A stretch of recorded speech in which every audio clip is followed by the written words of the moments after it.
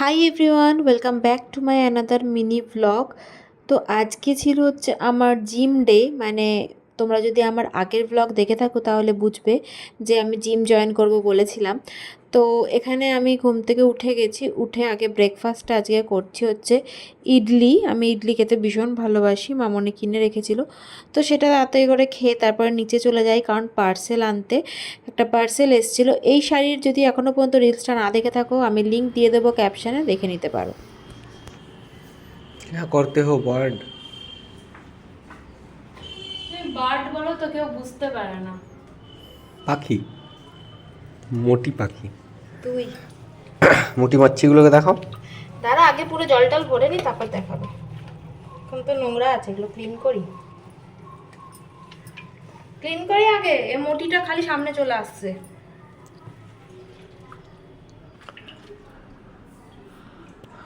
তুমি এক্সপেক্ট করোনি না আমি করবো এটা? না। তো দেখতেই পেলে আমি মাছের অ্যাকোরিয়ামটা ক্লিন করছিলাম। সুরজিতও উঠে পাম্পগুলো ক্লিন করছিল, কারণ ওগুলো আমি পারি না। আর সুরজিৎ আজকে বাড়িতে ছিল, মানে ওর শিফটিং ডিউটি, অফিস যাবে।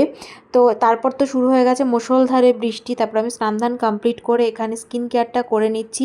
স্কিন কেয়ার করে একসাথে আজকে লাঞ্চ করব।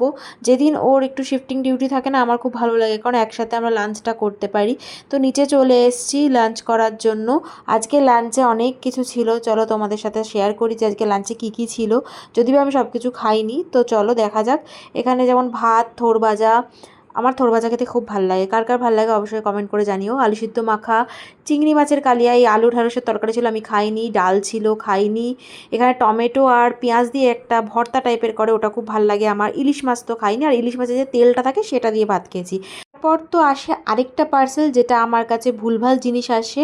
আমি তোমাদের সাথে রিলসে অলরেডি আজকে শেয়ার করে দিয়েছি, তোমরা না দেখে থাকলে দেখে নিও, ক্যাপশনে লিঙ্কটা দিয়ে দেবো। আর তারপর আমি একটু কপিল শর্মা শো দেখছিলাম লেস খেতে খেতে। তারপর রেডি হয়ে গেছি সন্ধ্যে 6:30টার মধ্যে। তারপরে বেরোবো জিমের জন্য, বললাম যেহেতু ফার্স্ট ডে, যেহেতু জিম কিচ্ছু জানি না, প্রচণ্ড ভয় লাগছিলো, মানে আমি কি আদৌ পারবো কি পারবো না, কীরকম শরীর দেবে সেই জন্য। তো ওখানে গিয়ে আমার যে ড্রেস ছিল সেটাই পরে নিয়েছি, মানে যেটা নিয়ে গেছিলাম। আমার জিম পারপাস যে ড্রেসগুলো অর্ডার দেওয়া রয়েছে ওগুলো এখনও পর্যন্ত আসেনি, 2-3 দিন পর আসবে। তো গিয়ে আমাকে মানে যে ট্রেনার ছিল সে সব কিছু দেখিয়ে দিল যে কোনটাকে কি বলে, কারণ আমার কোনো আইডিয়াই নেই সত্যি কথা বলতে, কোনোদিনও যাইনি, এটা ফার্স্ট টাইম বলতে পারো। আর এখানে তো একটু নিজেকে দেখিয়ে নিলাম।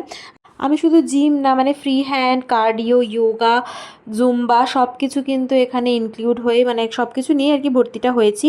আর এখানে একটু ফ্রি হ্যান্ড এক্সারসাইজ করছিলাম, আজকে প্রচুর এক্সারসাইজ করিয়েছে, মানে লাস্ট টাইমে আর পারছিলাম না, এত এক্সারসাইজ করিয়েছে সিরিয়াসলি। তারপর তো একটুখানি ট্রেডমিলে হেঁটে নিলাম।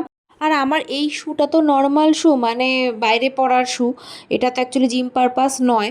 তবুও আজকে নিয়ে যেতে বলেছিল, সে কারণে নিয়ে গেছিলাম।